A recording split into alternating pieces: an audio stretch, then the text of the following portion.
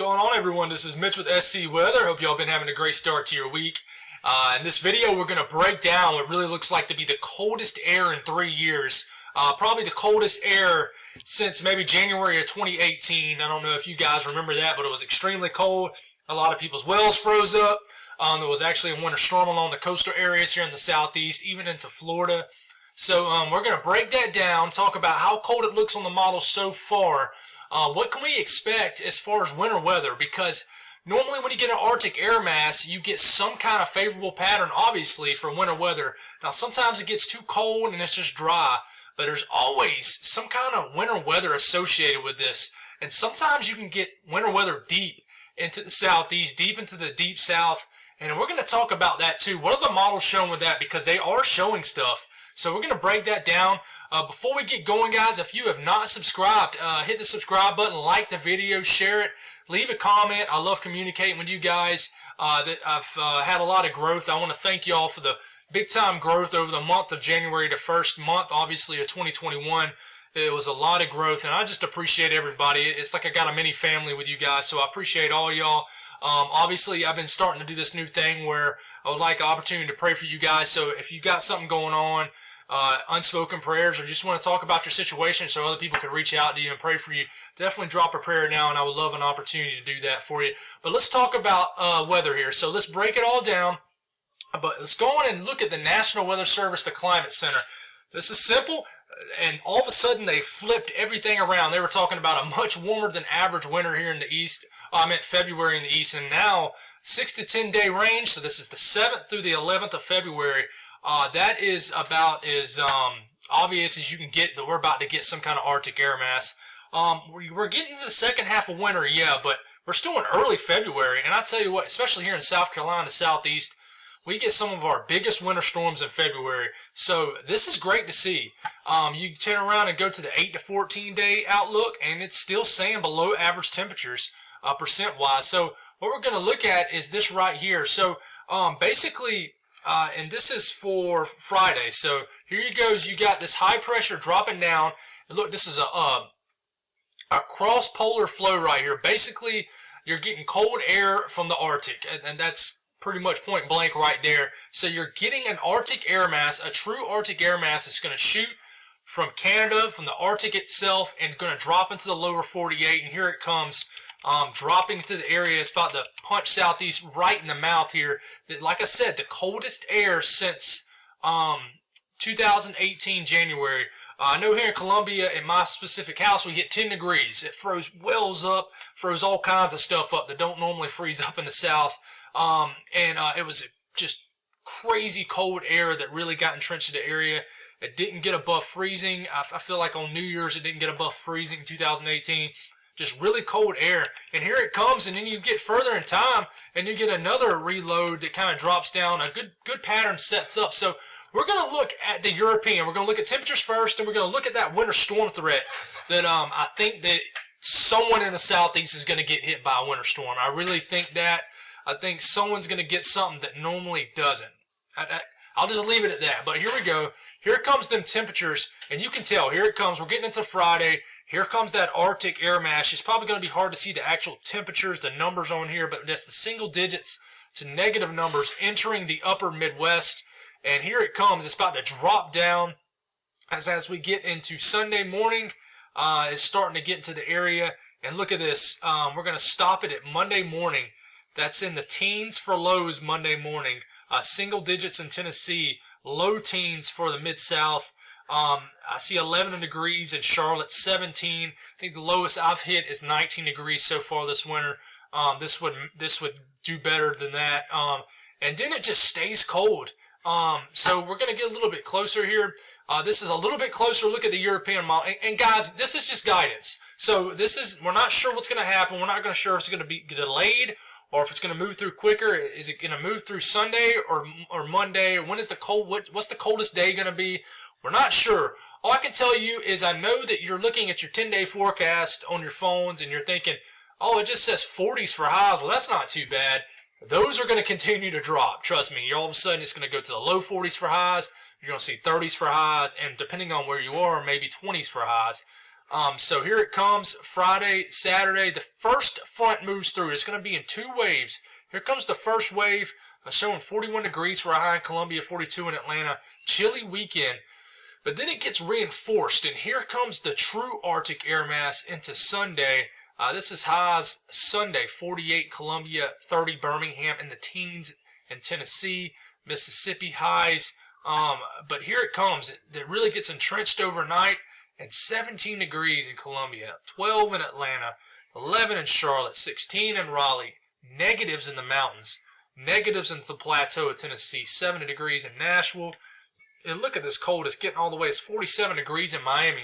That's cold for them. And then iguanas will start dropping like flies. It's just, from palm trees and stuff, or however that works down there. But when it gets cold down there, weird stuff starts to happen. Animals start falling from trees. So it's going to get cold. And this is highs Monday. 29 degrees for a high Columbia, 25 Charlotte, 26 Atlanta, 30 Birmingham. This is cold, cold air. Now, when it's this cold, normally you don't get a winter storm in the middle of the Arctic air mass. It's right in front of the Arctic air mass or right after it pulls out. Either way, it's always something to watch out for. Normally what I've seen is normally you get it right at the tail end of an Arctic air mass. But check it out here. It's still cold, guys. This is just a cold stretch. Now, what everybody wants to really hear about is winter weather. And here it comes. So the first little chance right here, here comes the first front. This is getting into Friday. Here it comes. It's going to be a nasty weekend again between the cold weather and the rain and potential winter weather.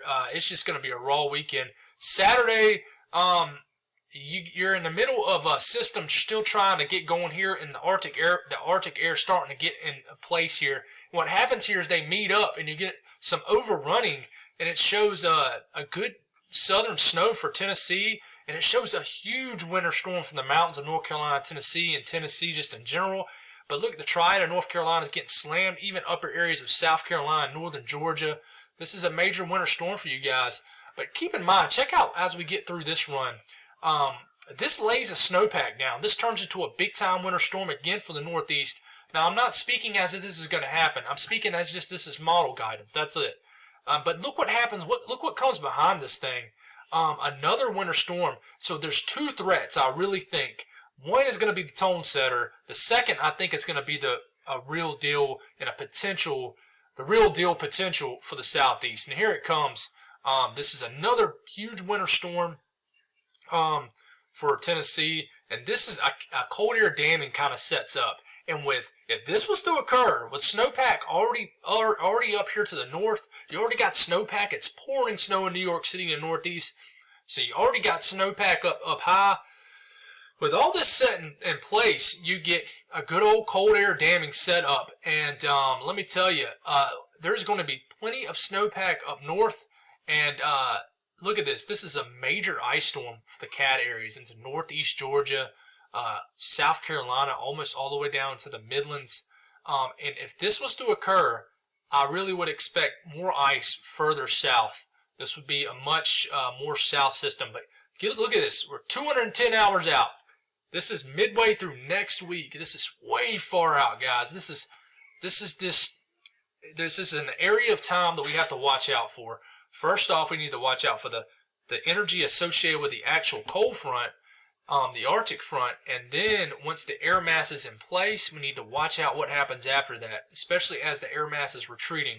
So this is interesting. This is really interesting sign right here. So we look at this, and let me tell you something. The ensembles, they're cold. Let me tell you something. The cold temperatures really look like they're going to come. This really does look like an Arctic air mass. Even the local meteorologists throughout the southeast, they're all in on it. Obviously, you saw the National Weather Service is all on it. So this is a real deal. This is Arctic air about to work into our area. One thing that we're definitely not even close to sure on is winter weather in the southeast. The ensembles, the only area they like really is Tennessee. And Kentucky, they like Kentucky too. And obviously they're loving the Northeast. This is right for them, and this is definitely going to be something for the Northeast, and the Mid-Atlantic is going to have multiple chances also. But let me tell you, this is still a strong chance for the Southeast. Look at the GFS. Same scenario. I do want to mention one thing about the GFS of the latest run. Here we go. We got the Arctic air mass coming through Friday. Here comes that first front. This is the first front. The first front really isn't all that impressive. It puts some chilly temperatures over the weekend, but it's the reinforcing front that comes in behind it. Here it comes, and I mean, this is temperatures, guys. -20s, -30s in the Midwest. Single digits inching down. And here it comes, and bang, Monday morning. It's still similar temperatures. It's got single digits close to Atlanta. 17 teens in the Midlands of South Carolina, Alabama, Georgia, Mississippi. The core of the cold air mass is still really the southeast. Negatives in Kentucky, single digits in Tennessee, and look at the Ohio Valley, just frozen solid. One thing is, I think a week and a half ago, the Great Lakes were actually they were below average. Sea ice was like for that time of the year was like the lowest it's ever been. I think it was the lowest ever. This might break the record, and I saw somebody tweet something earlier. This might break the record for the quickest. I guess the quickest the lakes can freeze over, percentage to higher percentage. So going for like Lake Erie, for example, and go from 2% frozen to all of a sudden 80% frozen in this kind of scenario, with the lake being relatively shallow. So this is going to be interesting. This is going to put the heart of the nation into an ice box, and it's coming. It's coming to the southeast. Like I said, coldest air in over 3 years. So it shows this is high temperatures. This is high temperatures to the southeast. Look how, I mean, they're below freezing. So that's a cold air mass. Now, one thing I do want to know is, let's back it up here. See, this is the previous run. It shows the cold air delayed a little bit. That is something we need to watch, because it has been pretty consistent the last several runs. We don't want to start to see this getting delayed. Obviously, if you don't want cold weather, you do. But I don't think it's going to be denied. It might be delayed a little bit, but we're starting to see this. This is all the models are showing it, and it's honing in on this. So this is the GFS. Any kind of winter weather threat on the GFS. Here comes the first storm, first front. Nothing really showing up. It does show the same storm pop up, and you got northern stream energy, you got southern stream energy, but where it meet up cold air, cold air is not really in place yet for Georgia and South Carolina and Tennessee. But it's in place in Tennessee, but it suppresses the moisture, so the moisture can't quite get there. But an area I want to watch for this system really is the mountains are getting hit pretty hard. It'd be interesting to see how the GFS comes along with this system, and even the northern areas of the, even like the mid-south, we're going to watch this storm for sure. Here comes the Arctic air mass, high pressure above, strong high pressure. And then as the air mass kind of relaxes, it's still cold, it relaxes. You go a little bit more of a zonal, but you still have a ton of cold air and snowpack on top. Here comes that same system that the European was showing. Here it comes, and it just looks kind of funky, but it's there.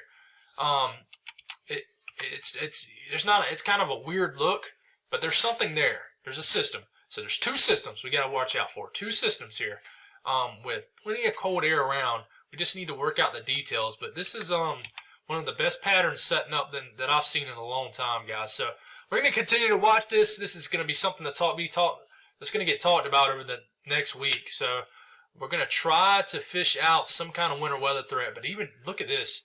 And this is 240 hours out, but look at this high pressure dropping down after this. So it's like Arctic air reinforces itself. That is a strong high pressure right there. And here comes even more cold air. So sorry, my kid decided to have an outburst. But thank y'all for tuning in tonight. I appreciate all y'all, and y'all have a blessed night.